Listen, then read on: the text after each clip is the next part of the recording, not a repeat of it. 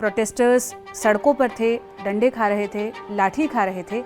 आप वहां से निकलकर कैसे उस स्पॉट तक पहुंचे? मेट्रो स्टेशन था, और बर्गर कैसे खाते हुए पाए? नहीं, सवाल ये है कि लाठीचार्ज क्यों हुआ? सवाल ये है कि जब बाकियों को लाठियां पड़ रही थी तो कौन क्या कर रहा था? पता है विजेता, प्रॉब्लम क्या है? आपके स्टेटमेंट तो प्रॉब्लमेटिक होते हैं, लेकिन उसकी सफाई में आप जो बात बोलते हैं ना, वो उससे ज्यादा प्रॉब्लमेटिक होती है, वो उससे ज्यादा इनसेंसिटिव साउंड करती है। एनीवेज, मतलब तुम मुझे इतना अकाउंटेबल होल्ड करते हो, मतलब ये कोई नौकरी है क्या ये प्रोटेस्टर होना? तुमने मुझे इलेक्ट किया है इस पोजीशन के लिए। 1.5 महीना हो गया इसमें मुझे लगे हुए, 1 पैसे का मैं काम नहीं कर पाया। जब भी किसी ने कुछ भी रिफॉर्म करने की कोशिश की है तो ऑफ कोर्स उनको गालियां पड़ी हैं। और आपको लग रहा है कि आप रिफॉर्म करने की कोशिश कर रहे हैं इसलिए आपको गालियां पड़ रही है? लोग कह रहे हैं कि एक इंसान वहां पे भूख हड़ताल पे बैठा है। सो वाई, क्यों आपको ऐसा लगता है कि अच्छा भूख हड़ताल पे बैठा है इंसान तो सब बिल्कुल चुप बैठ जाओ तो उनको बेहतर लगेगा, और डांस कर दिया तो जो इंसान भूख हड़ताल पे बैठा है वो बहुत परेशान हो जाएगा? नहीं, उसके सामने बैठकर अगर आप पिज्जा खाएंगे और नाच गाएंगे, मजे करेंगे, तो मुझे नहीं लगता कि किसी भी इंसान को ये लगेगा कि you are serious about that protest. Sir, 3 time खाना देखिए अगेन तरफ से आ रही हैं ये आवाजें, प्रोटेस्टर्स की नहीं है। तो फिर पार्टी लीडरशिप ने जब आपको निकाला, जब पार्टी लीडरशिप ने आपको रिजाइन करने के लिए कहा, तो उन्होंने भी तो यही बात कही है कि आपके बयान बहुत इनसेंसिटिव थे। ऐसा ठीक है, वो मुझे कह रहे थे रिजाइन करो, मैंने कहा मैं क्यों रिजाइन करूं, कुछ भी गलत नहीं है। वो मैंने कोई इम्पल्सिव होके नहीं बनाया, मैंने बिल्कुल होशो हवास में वो वीडियो बनाया बर्गर खाते हुए। इस देश में अगर जितने भी आंदोलन हुए हैं उनके इतिहास को खंगाला जाए तो ऐसे दर्जनों उदाहरण मिल जाते हैं जहां पर जो टॉप लीडरशिप है वो बिखरती हुई नजर आती है। आंदोलन खत्म होने के बाद डिफरेंसेस भी सामने आते हैं, लेकिन ये पहली बार है जब आंदोलन चल ही रहा है और उस बीच में एक बर्गर पे विवाद हुआ और बात आपको निकालने तक पहुंच आई। बहुत पिन पॉइंटेड सवाल करूंगी, क्या हुआ था उस दिन जब प्रोटेस्टर्स सड़कों पर थे, डंडे खा रहे थे, लाठी खा रहे थे? आप वहां से निकलकर कैसे उस स्पॉट तक पहुंचे? मेट्रो स्टेशन था, और बर्गर कैसे खाते हुए पाए गए? नहीं, आप तो मतलब जानती हैं, आप वहाँ पे थी, है ना, कि पूरी रात वहाँ पे मैं जगा होता, पिछली रात भी जगा होता।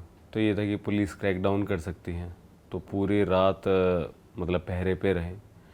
फिर प्रोटेस्ट 9 बजे स्टार्ट होनी थी, वो डिले हुई, ठीक है। फिर सौरभ और आशुतोष वहाँ पे गए हुए थे, तो इसलिए था कि थोड़ा रुकते हैं। फिर लोग संसद चिल्लाने लगे, रेस्टलेस हो रहे थे क्राउड।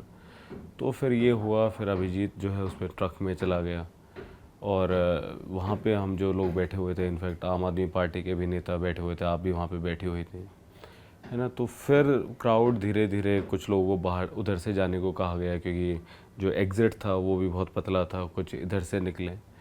तो फिर पहले ये था कि मैं यहाँ पे रुकूँ ताकि इस जगह को वैकेट ना कर दिया जाए, लेकिन फिर मतलब वहाँ से मतलब मैं निकल ही गया था मार्च के लिए।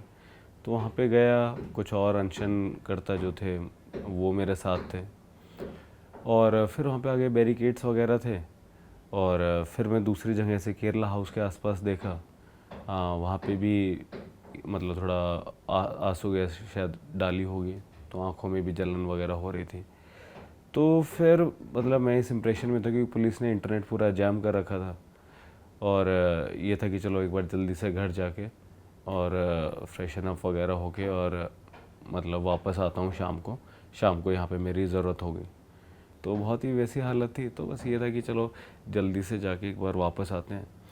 और इंसान को जब भूख लगी होती है तो इंसान खाता भी है, हालांकि उसमें आप देखोगे तो बर्गर में खा भी नहीं रहा था, क्योंकि मैं सोच रहा था कि खाऊं या ना खाऊं, है ना। फिर मुझे लगा यार छोड़, इतना अनहेल्दी क्यों खाना है, इतनी भूख लगी हुई है, घर पे जाके कुछ खा लूँगा। और वो जो बर्गर खाने वाली वीडियो, तो फिर जब मैं दोबारा वहाँ से वापस जंतर मंतर जा रहा था, जो आपने सफाई पेश की, आऊँगी उस पर, लेकिन पहले बात जो जंतर मंतर पर हुआ, वहाँ पर मीडिया लगातार मौजूद था, हम भी सवाल कर रहे थे। आप लोगों ने कॉल दिया था 9 बजे संसद की तरफ कूच करेंगे, 9 बज गए, 9:30 बज गए, 10 बज गए, 10:30 बज गए, कोई क्लैरिटी ही नहीं आ रही थी कि कहाँ से संसद जाना है, कब जाना है, जाना भी है कि नहीं जाना है, क्यों होल्ड पर रखा गया है।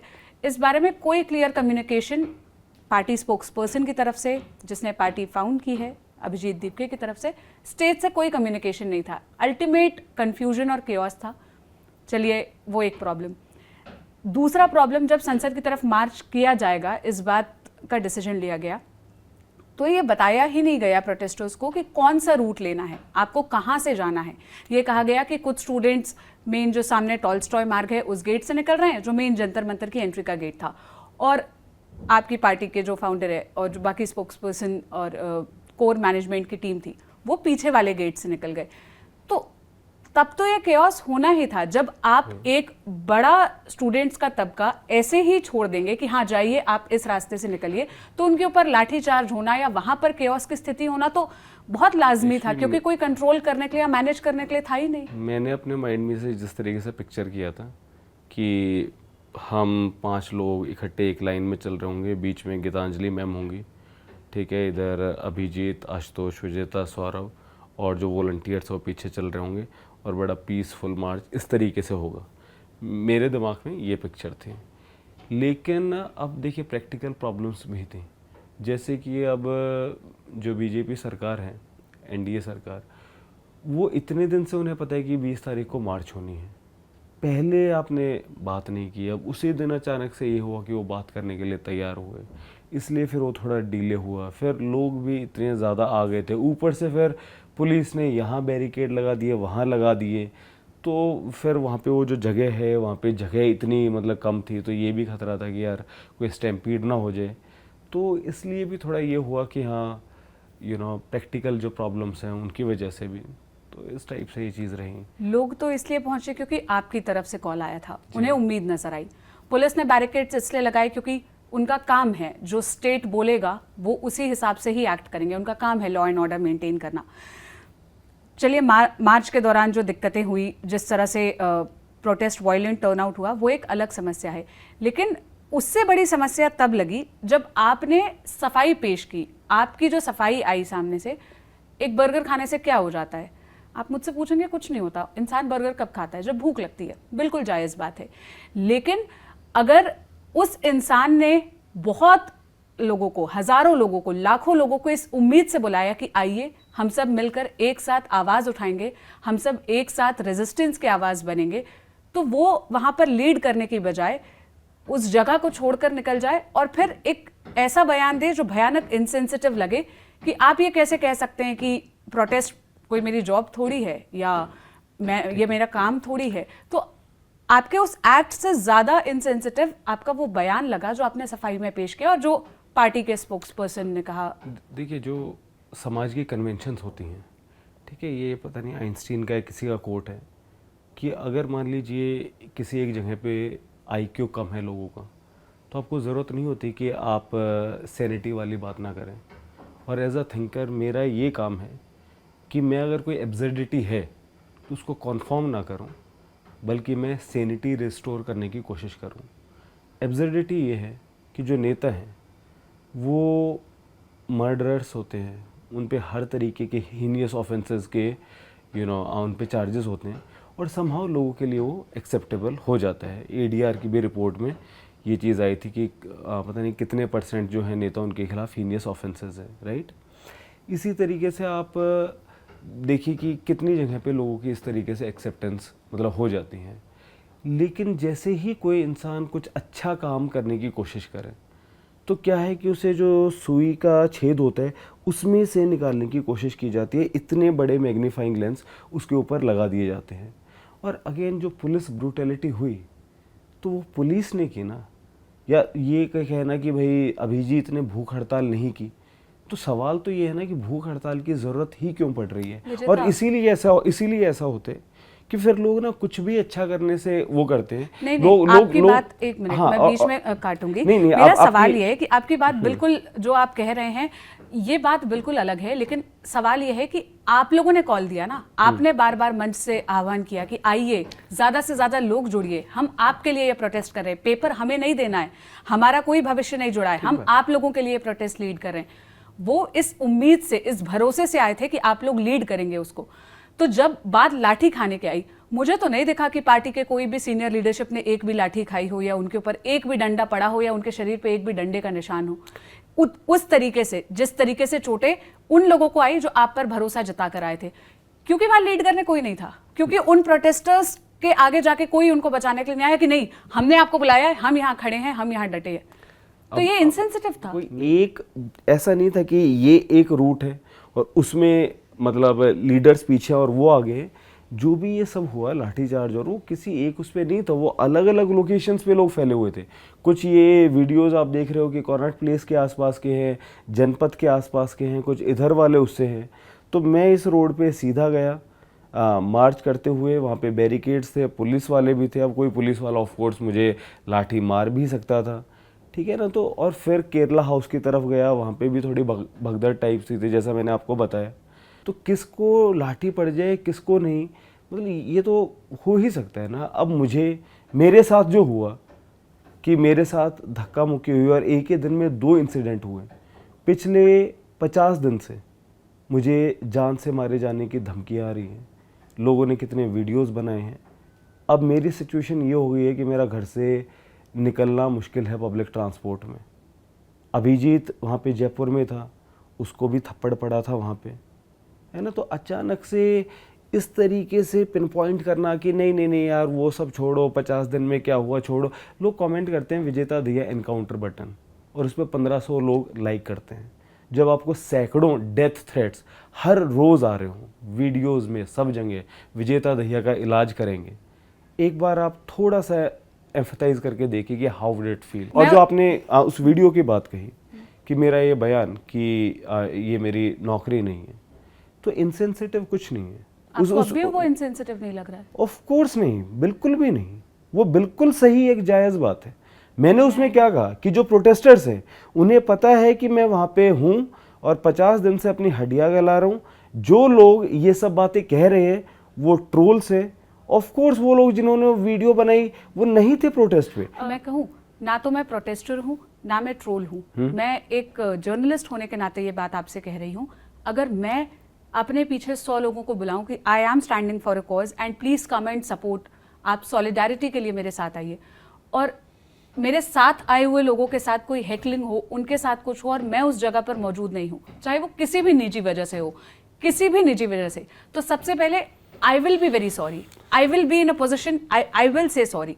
फिर दूसरी बात ये कहना कि बर्गर खाने में कुछ गलत नहीं है, बिल्कुल कुछ गलत नहीं है, लेकिन जिस टाइमिंग पर आपने खाया, जिस तरह वो जगह, वो साइट, वो आसपास का पूरा जंतर मंतर का इलाका और जहां ये सारी चीजें हो रही थी, वो छोड़ के जाना, ये 2 चीजें हैं जिसने सवाल खड़े किए। बिल्कुल इंटरनेट बैन था, बिल्कुल कम्युनिकेशन का प्रॉब्लम था, उसके बावजूद हमें पता चल रहा था, हमें वहां आपस में ही जो बातें हो रही थी कि अभी आप जिस केरला हाउस के सामने बात करें, वहाँ कितने स्टूडेंट्स थे जो LIC के सामने से आए थे जिनको चोट लगी थी और वो बता रहे थे कि हमारे साथ सुबह 11:30 बजे ये हुआ है और हम 12:30, 1-1:30 बजे यहाँ पर आके आपको ये बात बता रहे हैं। तो इन्फॉर्मेशन तो सबके पास, चाहे वो वर्ड ऑफ माउथ के जरिए आ रही थी कि वहाँ पर इतना टेंशन है। इन्फॉर्मेशन मेरे पास नहीं आई थी, मैं वहाँ पे रात भर से वहाँ पे था, इंटरनेट बंद था।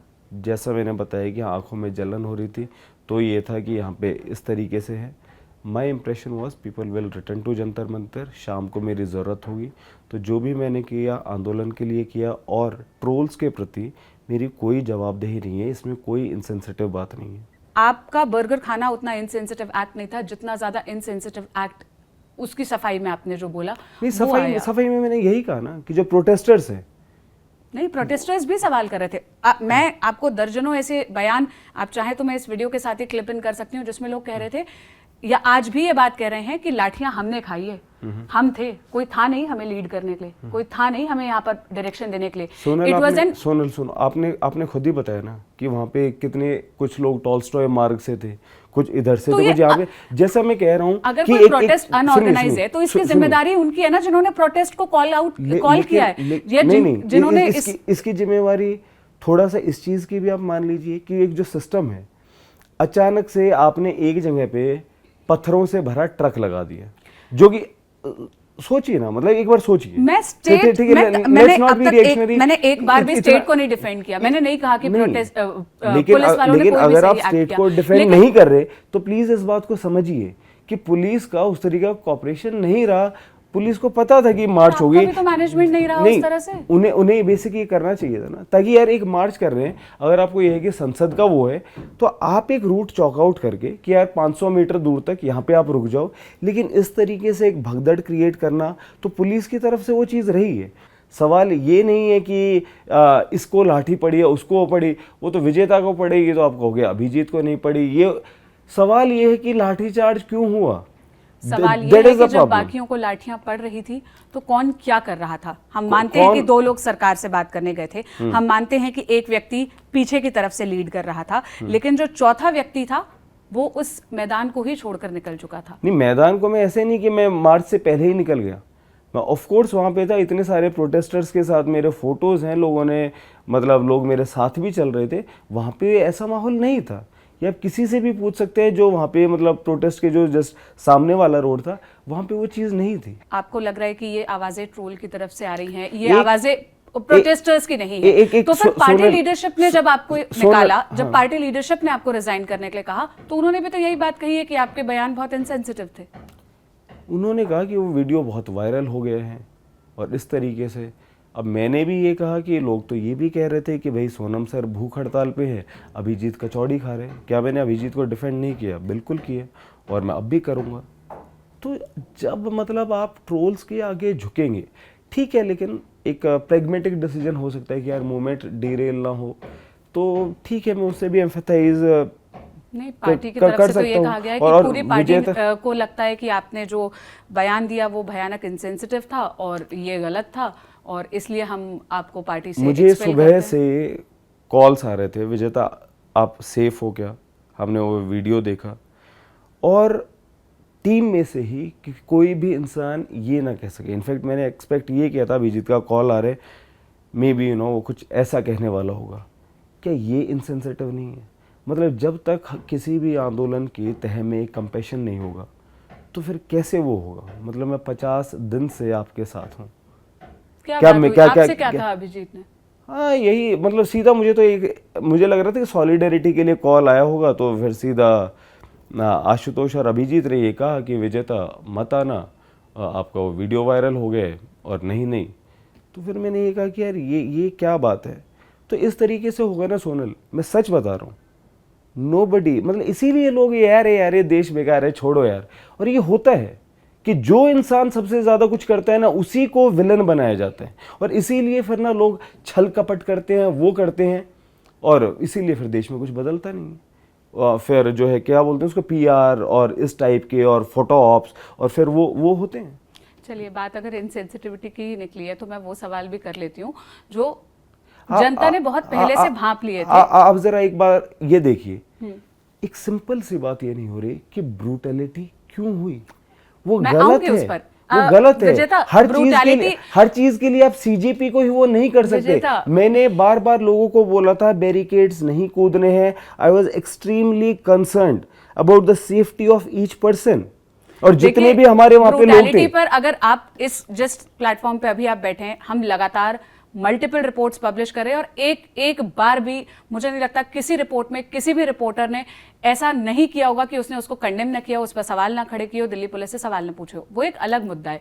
बात इनसेंसिटिविटी पर हो रही है, तो मैं थोड़ा पीछे चल के 2 मिनट दीजिए, सवाल सुन लीजिए, थोड़ा पीछे चल के वो सवाल भी पूछ लेती हूँ जो जनता ने बहुत पहले भांप लिया था और जिसके बारे में सवाल रेज कर रही थी।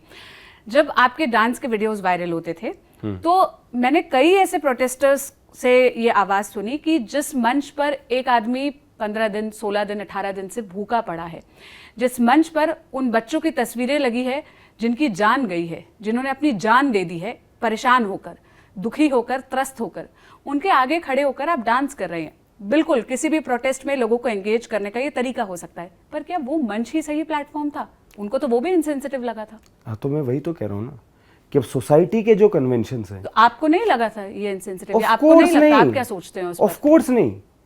किसी भी आंदोलन के का बेसिस होता है जीवन और आजादी, और अगर आप इसी चीज को ही आप मतलब ये कर देंगे तो ये क्या मतलब है? सरकार ने तो पूरा प्रोग्राम बना रखा है कि मतलब लोगों के अंदर इतनी दहशत फैला दी है, तो क्या करें लोग? मतलब मातम मनाएं, और वो सरकार तो यही चाहती है। लेकिन कोई भी आंदोलन खड़ा होता है जिंदगी और फ्रीडम के उस पे, और अगर आप यही कहो कि ये नहीं कर सकते, वो नहीं, इसी मॉरल पोलिसिंग से दूसरे मंच पे कर लेते, नीचे कर लेते, किसी और जगह पर कर लेते, जहां जहां 21 मृत लोगों की तस्वीर लगी है, जहां उनके नाम लगे हैं, जहां उनको श्रद्धांजलि देने के लिए फूल और दीपक लगाए, जहां एक आदमी भूखा बैठा है, क्या वो ही मंच था? एक और पहले इंटरव्यू में मैंने यही बात कही थी कि जो ये एक ब्राह्मणवादी माइंडसेट है कि जहां पे आप लाइफ निगेटिंग और एक रिप्रेसिव एक मॉरलिस्टिक फ्रेमवर्क है, जहाँ पे कोई इंसान मतलब कह सकता है कि मैंने तो अपने परिवार को छोड़ दिया इसलिए मैं महान हूँ, जहाँ पे अगर आप डांस कर लो तो आपको नीचा दिखा दिया जाएगा कि ऐसा है वैसा है, जहाँ पे कोई बर्गर खा ले तो इसने बर्गर क्यों खा लिया, इस टाइप का ये जो एक रिप्रेसिव सिस्टम है ना, इसके अंदर हिपोक्रेसी है। हिपोक्रेसी क्यों है? क्योंकि इंसान जो है वो जीवन चाहते हैं और आप जीवन को दबा देना चाहते हो, और इस हिपोक्रेसी से देश को निकलना होगा। तो और I don't know about other people, but I'm not the kind of person, just to clarify, मुझे बाकियों का नहीं पता, लेकिन मैं वो पर्सन नहीं हूँ जिसको किसी भी नाच गाने, जनगीत, संगीत या किसी भी फॉर्म ऑफ आर्ट से समस्या हो। लेकिन जो सवाल जनता के थे, जो सवाल लोग पूछ रहे थे, जहां जहां पर उन्होंने इनसेंसिटिविटी पहले भांपी, आज जब मैं आपका इंटरव्यू कर रही हूँ तो मेरी ये जिम्मेदारी है कि मैं वो सारे सवाल करूं। नहीं, मुझे सवाल तो आपके उन स्टेटमेंट्स पे भी हुए जो मिसोजिनिस्टिक लगे, आपके उन स्टेटमेंट्स पे भी हुए जो उनको ट्रांसफोबिक लगे। हाँ, सुनिए, लोग कह रहे हैं कि एक इंसान वहां पे भूख हड़ताल पे बैठा है, सो वाई, क्यों आपको ऐसा लगता है कि अच्छा भूख हड़ताल पे बैठा है इंसान तो सब बिल्कुल चुप बैठ जाओ तो उनको बेहतर लगेगा, और डांस कर दिया तो जो इंसान भूख हड़ताल पे बैठा है वो बहुत परेशान हो जाएगा? नहीं, उसके सामने बैठकर अगर आप पिज्जा खाएंगे और नाच गाएंगे, मजे करेंगे, तो मुझे नहीं लगता कि किसी भी इंसान को ये लगेगा कि you are serious about that protest. हो सकता है कि मैं भी उस इंसान से भी एक बार पूछ लिया जाए। हमने तो वो बयान सुना कि जहां वो कह रहे कि मेरे सामने बैठ के आप लोग ठूस ठूस कर नहीं, देखिए अगेन, वो ना अभिजीत के बारे में था ना उसके बारे में, वो अभिजीत के बारे में। I have not said this. वो अब वही, अब इंडिया में अब सेंस ऑफ ह्यूमर भी नहीं है। He is a very sensitive noble soul. वो कभी इस तरीके से मतलब लोगों को कि मॉरल पुलिसिंग और उनको वो नहीं करेंगे कि मैं भूख हड़ताल पे हूँ, सब चुप हो जाओ, कोई खाना नहीं खाएगा, कोई डांस नहीं करेगा। Of course not. वही है, अब समाज का जो है एक है ना, उस फर्मे में मैं फिट नहीं हो सकता, वरना फिर मेरा पॉइंट क्या है? लोगों की तालियां या जो भी है, मुझे वो नहीं चाहिए। मुझे जो बात है, जो डिग्निटी है, जो लाइफ है, जो जॉय है, जो फ्रीडम है, वो चाहिए। ये आपके कन्वेंशन है, मैं ठोकर मारता हूं ऐसे किसी भी कन्वेंशन को जो जिंदगी को मना करता है। आप जो बातें कर रहे हैं विजेता, इससे बहुत से लोग इत्तेफाक नहीं रखते, यहाँ तक कि आपकी पार्टी भी इत्तेफाक नहीं रखती, इसलिए आप लोगों के डिफरेंसेस हो गए और आप लोग अब आज अलग अलग राह पर हैं। हाँ, तो कोई बात नहीं, मैं अभी भी सीजेपी का मेंबर तो हुई और मैं ऑफकोर्स इस कॉज को सपोर्ट करूंगा। उन्हें लगता है तो ऐसा ठीक है। वो मुझे कह रहे थे रिजाइन करो, मैंने कहा मैं क्यों रिजाइन करूं, कुछ भी गलत नहीं है। वो मैंने कोई इंपल्सिव होके नहीं बनाया, मैंने बिल्कुल होशो हवास में वो वीडियो बनाया बर्गर खाते हुए। तो रिजाइन देने से आपने मना किया, उसके बाद पार्टी ने आपको पद से बर्खास्त कर मैंने कहा कि हाँ फायर कर दो मुझे, मैं नहीं करूंगा रिजाइन, क्यों रिजाइन करूंगा। और उसके बाद से आपकी किसी से कोई बात नहीं हुई? अभिजीत, आशुतोष, सौरभ, ऐसा कुछ नहीं, वो तो दोस्त है, वो तो बात होनी होगी, ठीक है, मतलब हो जाएगी अब तक, लेकिन नहीं हुई है ना? हाँ, ऐसा तो मतलब नहीं वो हुआ। ठीक है। क्या अब आप पर ये सवाल उठ रहे हैं कि जिस so called main stream media को, जिनको आप अलग अलग लेबल से बुलाया करते थे, जब से आपको पार्टी से अलग कर दिया गया, उसके बाद आप जाके अलग अलग मीडिया चैनल्स में इंटरव्यू दे रहे हैं, जिनसे पिछले 50 दिनों तक आपने किनारा कर रखा था, जिन पर आप लोग सबसे ज्यादा सवाल उठाते थे, इंक्लूडिंग यू, कि ये हमें दिखा नहीं रही, हमें सपोर्ट नहीं कर रहे। तो अब 2 दिनों में ऐसा क्या हुआ कि आपको लगा कि that is now the right platform to raise my voice? मैंने माइक से भी ये कहा था कि कोई भी आए, आप ये मत करो कि गोदी मीडिया गो बैक या इस तरीके से। सोनम सर ने भी ये क्लियरली कहा था और मैंने अपील भी की थी, इवन 6 जून को भी, 6 जून को क्या, इवन 3 जून को भी, जो पहली प्रेस कॉन्फ्रेंस थी, तब से मैं कॉन्स्टेंटली ये कहता रहा हूँ कि जो गोदी मीडिया है वो भी आए। उनसे मैंने एक सत्य का आग्रह किया था कि आप ये सोचो कि आपकी इंटेंशन ये है कि सीजेपी के लोगों का हमने तो गर्दा उड़ा दिया, ये एक ऑप्शन है, आपको 5-10 हज़ार का रेज मिल जाएगा। और दूसरा ऑप्शन ये है कि आप अच्छी बात करो, लोगों के मुद्दे उठाओ, इसको आप सीरियसली करो, ताकि आपके बच्चे 10 साल बाद उनके आगे आप कह सकोगे कि आपके पिताजी एक अच्छे पत्रकार थे, आपकी माँ एक अच्छे पत्रकार थी। तब से मैं कॉन्स्टेंटली कहता रहा हूँ, ANI वाले भी वहाँ पे आते रहें, तो उनको भी हमने वो किया है। तो ऐसा कुछ नहीं है कि मतलब वहाँ पे हमने ये कर रखा था। और अभी भी मैं उसमें जा रहा हूँ, तो इसीलिए जा रहा हूँ, मुझे अपना एक्सप्लेनेशन देने की कोई ज़रूरत नहीं है। आई एम गोइंग कि इस बहाने मैं, क्योंकि वो तो अपने हिसाब से चलाएंगे, तो कम से कम मैं ये कोशिश कर सकता हूँ कि जो पूरा फोकस है वो वापस इस पे लाऊं। आज भी गया उन मीडिया चैनल्स में, और हाँ वो गोदी मीडिया हैं, ये मैं उनके सामने भी बोलता हूँ, क्योंकि ये कोई एक सब्जेक्टिव ओपिनियन नहीं है। या आप उनके देखोगे कि 2 साल में उन्होंने कितनी रिपोर्ट की है, उसी से वो बात चल जाती है कि बेरोजगारी पे उन्होंने कितनी की, किसानों पे कितनी की, है ना? और क्यों पिछले 2 दिन से? तो कम से कम, अगर मैंने तो वहां पे बुलाया भी उनको इसीलिए था, एक सत्य का आग्रह करते हुए, और वही सत्य का आग्रह मेरा तब भी रहता है अभी जब मैं उनसे सत्य बात के करता हूँ। आग्रह के लिए उनसे बात कर रहे हैं। हाँ, मतलब कम से कम जो मेरी तरफ से है मैं वो बात तो ठीक रखूं। चलिए, आपने सत्य के आग्रह की बात की, अब मैं आपसे सत्य के आग्रह की उम्मीद करती हूँ। और आप तो अब पार्टी के पद से भी हटा दिए गए हैं, तो कोई ऐसी, मैं सत्य ही बोलता हूँ, इसीलिए कंट्रोवर्सी होती तो है। कोई ऐसी मतलब अब नैतिक दबाव भी नहीं होगा आपके ऊपर कि नहीं मुझे तो ये बातें बोलनी है क्योंकि I am in a position. Party के अंदर आपके हिसाब से पिछले 50 दिनों से काम करने के दौरान क्या क्या ऐसी चीजें हैं जिन कमियों पर सबसे पहले काम होना चाहिए, जिनमें बदलाव होने की सख्त जरूरत है? मूवमेंट को अब जितना जल्दी डिसेंट्रलाइज किया जाए तो आई थिंक वो उतना ही अच्छा होगा कि इसको सैकड़ों शहरों में, कस्बों में, गाँव में आई थिंक इसको पहुंचाया जाए, और नेशन वाइड वो चीज़ होगी तो आई थिंक उसका जो इम्पैक्ट है सरकार के ऊपर, जो दबाव बनाने वाली बात है, तो वो ज़्यादा होगी। अनऑर्गेनाइज्ड और मिसमैनेज्ड प्रोटेस्ट या टीम का जो आरोप है, इस पर क्या कहेंगे? हाँ, मैं मना नहीं कर रहा, होती हैं चीज़ें, अनऑर्गेनाइज्ड होती हैं, बट अगेन ऐसे आप सब कुछ अगर उसी तरीके से चलोगे ना सोनल, कि यार कुछ गलत तो नहीं हो जाएगा, लोग एक स्कैनर लगा देंगे, गलतियाँ हो जाएंगी, मैं उससे मना नहीं कर रहा, मैं मान रहा हूँ आपकी बात, चीज़ें रही अनऑर्गेनाइज्ड, और बेटर ऑर्गेनाइज्ड हो सकता है। तो लिमिटेड कैपेसिटी है, एक्सपीरियंस भी नहीं था। सौरभ कौन है? Saurabh is a legal journalist, एक गीक की तरह वो महीने लगा देता है कोई एक रिपोर्ट लिखने पे, ठीक है ना, इतना ज़्यादा इंटेलिजेंट है। अभिजीत जो है अपना यूएस में पढ़ाई कर रहा था, आशुतोष अपना एक ऑर्गेनाइजेशन चला रहा था, मैं कंटेंट राइटिंग करता हूँ, तो हम में से किसी को नहीं था। अब सभी पे अगर ये स्कैनर लगा के लोगों को विलन बना दिया जाएगा तो फिर कोई कोशिश ही नहीं करेगा। वो वही होगा कि यार क्या फ़ायदा है यार, हम करेंगे, अल्टीमेटली तो आप विलन बन के निकलोगे। विलन कोई नहीं बना रहा। जब भी कोई ये सवाल करता है तो वो इसलिए करता है, जैसे आप बात कर रहे हैं ना, अकाउंटेबिलिटी की बात करके आए हैं, तो nobody is making the education minister a villain, nobody is saying कि he is a villain. Accountability की बात हो रही है कि आपकी गलती हुई है, तो वैसे ही एक मिनट मैं सवाल पूरा कर लूं।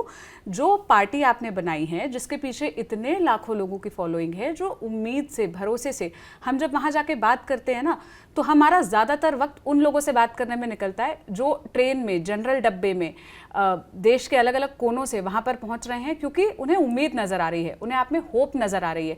तो अगर आपकी तरफ से मैनेजमेंट में कोई कमी होगी तो सवाल तो उस पर भी होगा।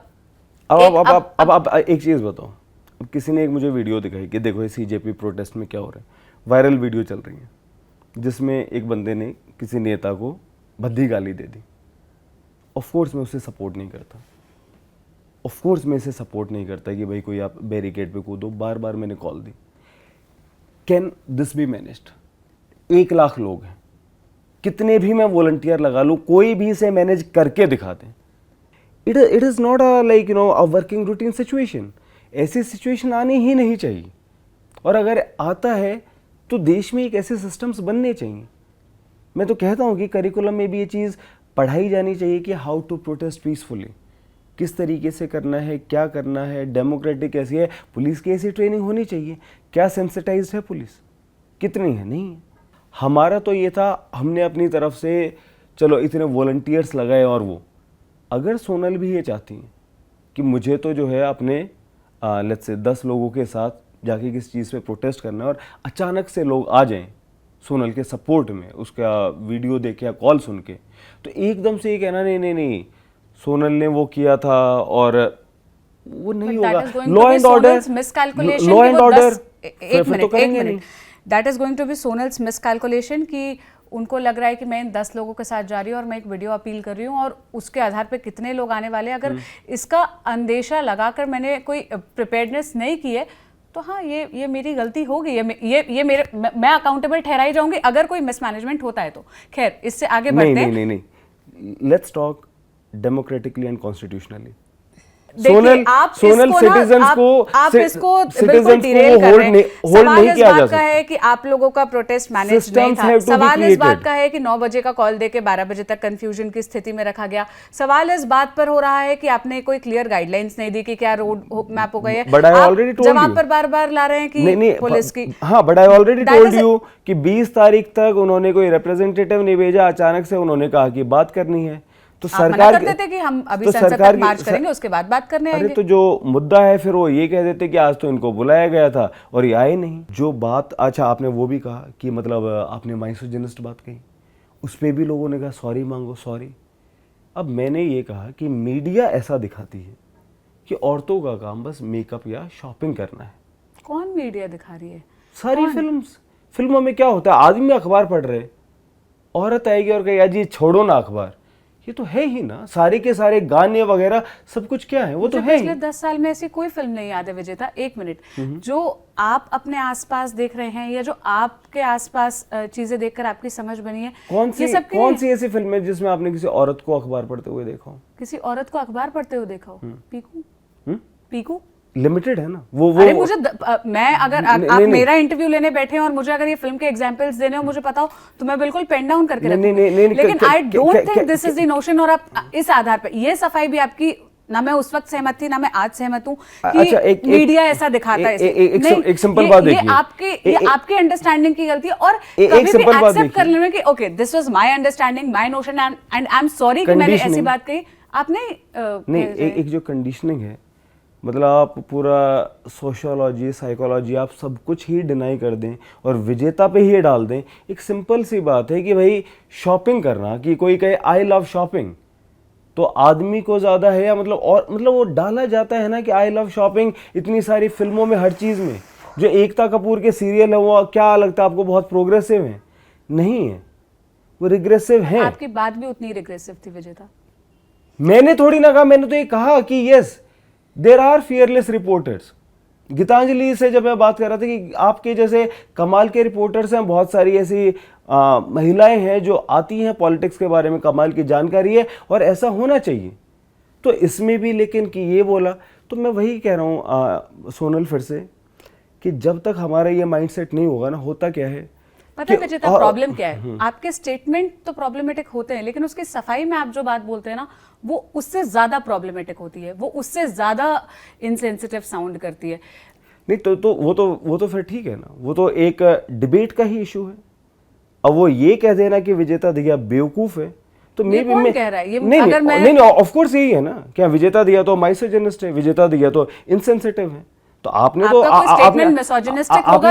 तो सर्टिफिकेट बना दिया, आपने तो सर्टिफिकेट बना दिया। Oh my God. नहीं, अगर आपका कोई स्टेटमेंट मिसोजिनिस्टिक है तो उसको मिसोजिनिस्टिक ही कहा जाएगा। अगर मेरा कोई स्टेटमेंट इनसेंसिटिव है तो उसको इनसेंसिटिव ही कहा जाएगा। अब मैं उसको ऐसे ले लूं कि you have labeled me as a person that I'm an insensitive person। तो ये एक तरह से ना गैसलाइटिंग करना हुआ सामने वाले को जो सवाल कर रहा है। नहीं, कोई गैसलाइटिंग नहीं है। तो सोनल, मानिए कि हर एक चीज में कुछ सब्जेक्टिविटी होती है, हर एक चीज में नहीं, लेकिन बहुत सी चीजों में सब्जेक्टिविटी होती है। जब भी किसी ने कुछ भी रिफॉर्म करने की कोशिश की है तो ऑफ कोर्स उनको गालियां पड़ी हैं। और आपको लग रहा है कि आप रिफॉर्म करने की कोशिश कर रहे हैं इसलिए आपको गालियां पड़ रही है। And there has been no problem.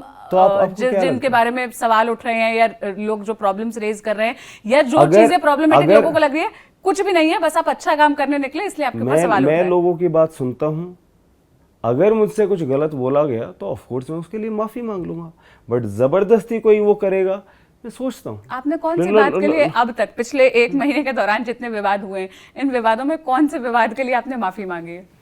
ना मैं डांस करने के लिए माफी मांगने वाला नहीं, कौन से के लिए मांगी है? मेरा सवाल ये कौन से विवाद, अरे कौन से विवाद पर आपने माफी मांगी है? तो मतलब आपको कुछ नहीं लगा ना कि आपसे कोई गलती हुई है? ऑफ कोर्स नहीं हुई है। कौन सी गलती हुई है? अगर मैं मीडिया के बारे में बात ये कह रहा हूँ कि हाँ, मीडिया की जो फिल्में हैं वो कैसी फिल्में होती हैं, जो मेन स्ट्रीम फिल्में हैं वो बहुत ही रिग्रेसिव फिल्में होती हैं, मेन स्ट्रीम फिल्में कोई बहुत प्रोग्रेसिव नहीं है।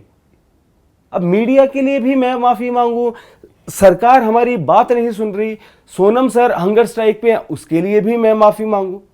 अगर लोगों में मैं थोड़ा जोश भर रहा हूं, लोग सुबह से शाम तक वहां पे भाषण सुन रहे हैं, उनको मोटिवेट करने के लिए शाम को कुछ हमने गाने चला दिए, लोगों ने मिलकर डांस कर दिया, उनके अंदर एक एनर्जी आ गई, उसके लिए भी आप माफ़ी मांगो।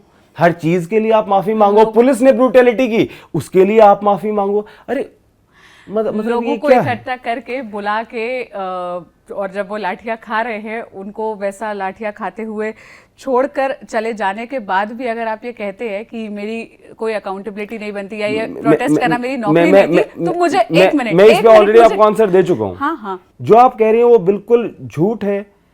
ऐसा नहीं था, वहां पे लाठियां नहीं चल रही थी, पुलिस वाले घूम रहे थे। हाँ, कोई मुझे भी लाठी मार सकता था, किसी ने मुझे नहीं मारी। वहां पे ये चीज थी, मैं इस इंप्रेशन में था कि yes people will return there, शाम को मेरी जरूरत होगी। I went and I came back. लेकिन मेरी इंटेंट बहुत प्योर रही है। 50 दिन में अब कुछ लोगों ने ये भी कहा कि विजेता ने तो यहाँ से पैसा बना लिया। एक सिंगल पैसा भी मैंने सीजेपी के फंड से नहीं लिया, एक सिंगल पैसा भी। जितना जो खर्च किया खुद से खर्च किया। 50 दिन में मैंने खुद का कुछ भी काम नहीं किया। मुझे कॉन्ट्रैक्ट मिला हुआ था तीसरी किताब लिखने का, आधे उसमें मैं था। अचानक से ये बात आई, ध्रुव ने कहा विजेता तुम होगे तो मूवमेंट को सपोर्ट मिलेगा, प्रोपागेंडा आता जाएगा, कोई ज़रूरत है कि कोई इसको डिबंक करे। आई सेड ओके चलो ठीक है मैं करता हूँ। वो मैंने किया। नींद का कुछ भी नहीं पता। 50 दिन से मैं यहाँ पे आ रहा हूँ, कभी दिन में कभी रात में जाग रहा हूँ 12-12 घंटे। किसी के 500 फॉलोअर्स भी हैं। कभी मैंने किसी को भी मीडिया बाइट से मना नहीं किया। जस्ट इस उसमें कि यार ये एक उम्मीद के साथ आए, हमारी ही बात कहना चाहते हैं, तो मैं किस उसमें मना कर दूं। सबको मैंने वो किया है, डेलीगेशंस को वो किया है।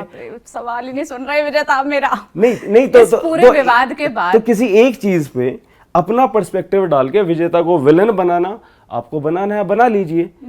आप मुझ पे क्यों नाराज हो रहे हैं? क्या हो गया? मैंने ऐसा क्या कर दिया? नहीं अरे हम बातें तो कर रहे हैं। इस पूरे विवाद के बाद ध्रुव का क्या रिएक्शन आया? क्या कहा आपसे कि चलो भाई अब वापस कंटेंट लिखने में लगो, हो गया बहुत? नहीं ऐसा कुछ नहीं, मतलब ध्रुव से तो बात होती रहती है। तो क्या बोला? 2 दिन में कुछ तो बात हुई होगी जो इतना बवाल चला है। हाँ मतलब ठीक है, अब जो भी बात हुई है छोड़िए ना फिर। और उसका क्या क्या ध्रुव की और मेरी सोच वैसे वही है कि लोग बहुत जल्दी एक्सेप्ट नहीं कर पाते और इसीलिए इतनी कंट्रोवर्सीज होती हैं।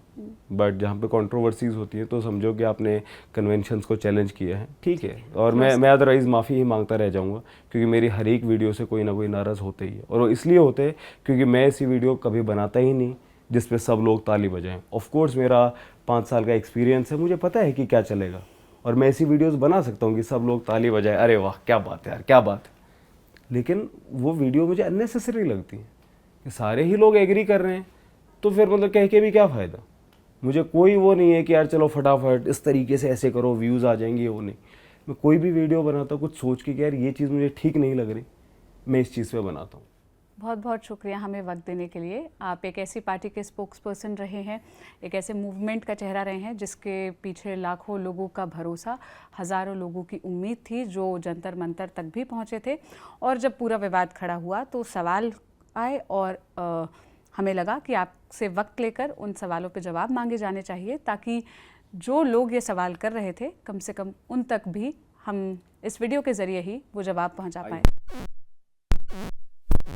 मैं केवल इस चीज़ को इतना फोर्स से केवल इसलिए वो कर रहा हूँ ताकि ये एक बेसिक चीज़ रहे कि अकाउंटेबिलिटी सिस्टम से मांगी जाती है और कोई भी इंसान कुछ काम करना स्टार्ट करे उसे आप सुई में से निकालना बंद कीजिए, वरना कोई भी इंसान आवाज़ नहीं उठाएगा जब उसे यही लगेगा कि यार ये एक है परसेप्शन कि अरे यार भलाई का ज़माना नहीं है, कुछ नहीं आप करोगे आपको ही वो कर देंगे। तो बस मेरा मतलब ये कहना है। ठीक है, तो बहुत बहुत शुक्रिया वक्त देने के लिए, तमाम सवालों के जवाब देने के लिए। हालांकि बहुत कॉन्वर्सेशन डिरेल हुई, सवाल कुछ और आ रहे थे, जवाब कुछ और थे, बट ठीक है। आप एक ऐसी पार्टी के स्पोक्स पर्सन रहे हैं जिसकी लाखों की फॉलोइंग थी, जिसके पीछे हज़ारों लोग उम्मीद के सहारे आए थे। और जब पूरा विवाद हुआ तो आपसे वही लोग जो उम्मीद के सहारे आए थे वो सवाल पूछ रहे थे मेरा काम था कि मैं उन सवालों को आपके सामने रखूं, आपको एक मौका दूं जिसमें आप वो जवाब दे पाएं। तो शुक्रिया यहाँ तक आने के लिए, वक्त देने के लिए।